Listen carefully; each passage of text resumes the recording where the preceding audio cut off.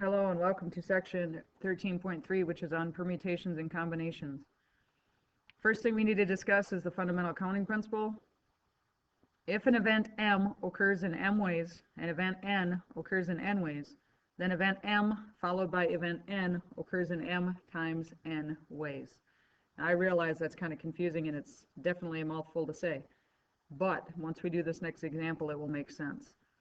Suppose that a computer generates passwords that begin with a letter followed by 2 digits like R38.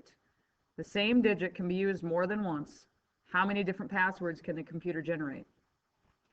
So you need to look at how many total choices you have for each section of the password. It's that a letter comes first, right? So you have 26 choices of letters. And then you have a 0 through 9 that you could use, and a 0 through 9 again. Because it says the digits can be used more than once, I could have 2 zeros there. I could have A00. That would be a password. So the fundamental counting principle, all that basically says is you multiply all the choices together. How many outcomes could I have? How many outcomes could I have? How many outcomes could I have? Multiply them together. 2,600 passwords you could have using this thinking. Then we're going to move on to permutations. So a permutation is an arrangement of items in which the order is important. And so the difference between a permutation and a combination, the order doesn't matter. Permutation, it does.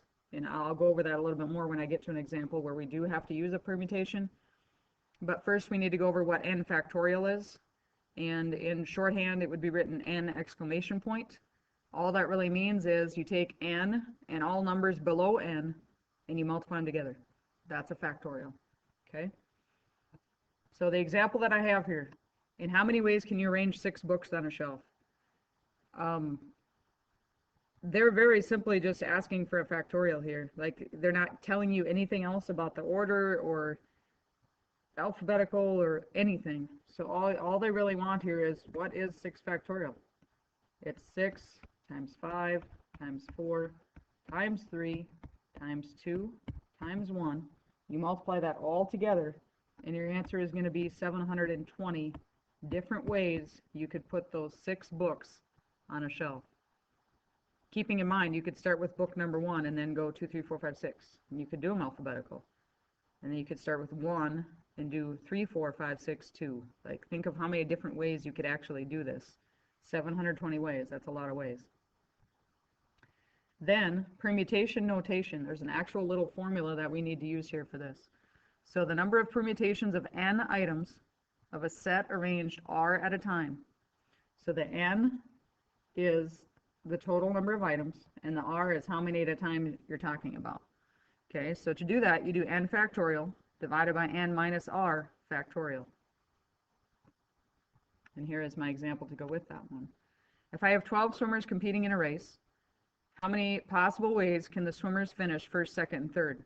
So because they're being very specific on this one, and they're saying, I want to know the first, second, third place finishers, period, there's order to it. Order matters. What place they finish in matters.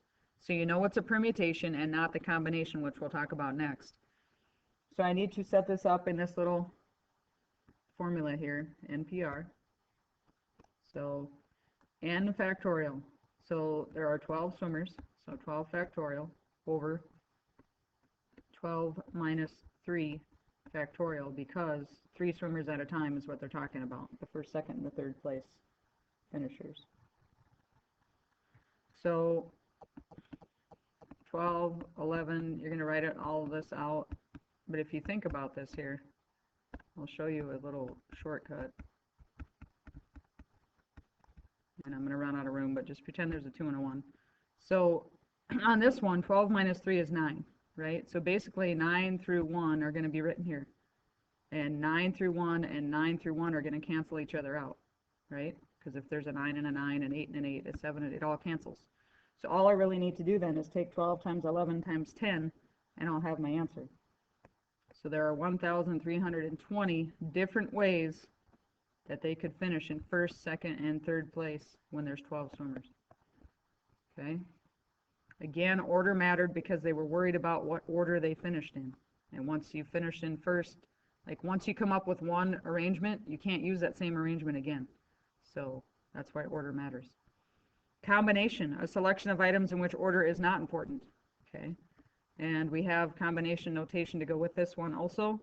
So the number of combos of n items chosen are at a time. We have a little formula for that as well. So NCR, n factorial divided by r factorial times n minus r factorial. So there's an extra little piece. This piece right here is extra from the permutation equation that we just went through, or formula. And if you're going to divide by another number, you should know that your combinations is always going to be a smaller number than your than your permutations, just because you're dividing by more. So let's look at this example.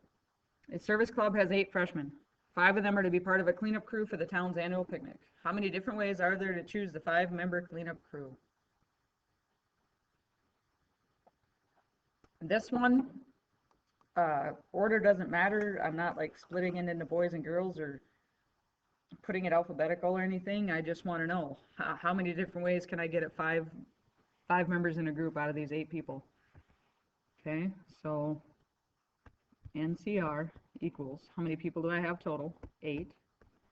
How many at a time am I taking? 5 factorial, and then 8 minus 5 factorial.